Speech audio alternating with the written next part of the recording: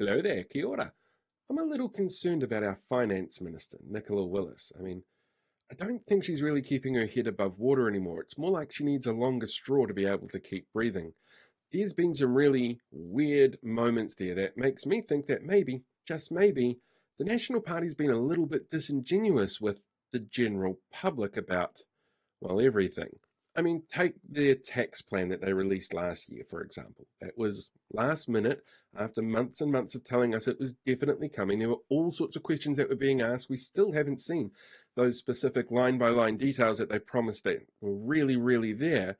And she did that weird thing about going to the movies with her kids. Then, after she got elected, there was their mini budget, apparently a course correction because of all of the, what was it, snail trails or snake traps or something that the government had apparently left them when they left office. But it turns out that that wasn't $7.5 billion that she found, it was $7.5 billion that she cut and slashed from other areas that they promised and campaigned on to do so. So it's not like it was a surprise they found all this money.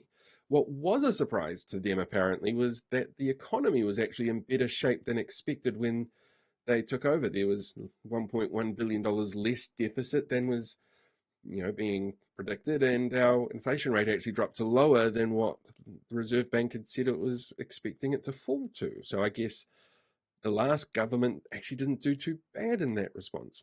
Now, the thing that's gotten really weird recently has been around the tax cuts that they need to pay for and how they're doing that with budget cuts to the government.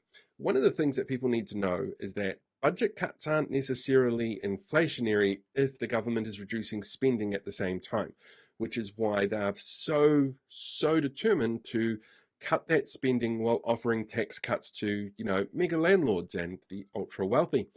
What's happening though is, well, we were promised really specific things in the way that our government would do this. Like she would go line by line through a selected number of departments to make sure that they could make savings in specific areas. But some of those departments that are now coming to light, like the Office of the Clerk for Parliament, which is the nuts and bolts part of Parliament, it's the part that makes our democracy keep ticking, or the judiciary, where, courts have to do their thing, they've been asked to find ways to slash their budgets. And these are areas that should not have their budgets cut anywhere near as much as the government would like to see happen.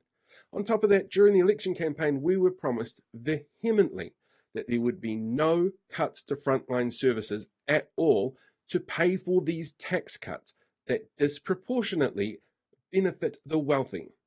But this week that changed. This week, she acknowledged the fact that there probably would be frontline service cuts for these tax breaks, which means that when it came to what they were campaigning on, they were being disingenuous. When it came to the fact that they had to release their plan that they didn't give us the details on, they probably had a far better idea then just how difficult it was going to be to get across the line the tax cuts that they were so determined to deliver. Well, one of the really interesting things about tax cuts is that New Zealanders, generally speaking, don't want tax cuts if it means a reduction in things like services for frontline staff in government departments. It's been that way for quite a while, actually. But that's exactly what it is that we seem to be getting under this new government, which is why I seem to think that maybe Nicola Willis is a little bit in over her head.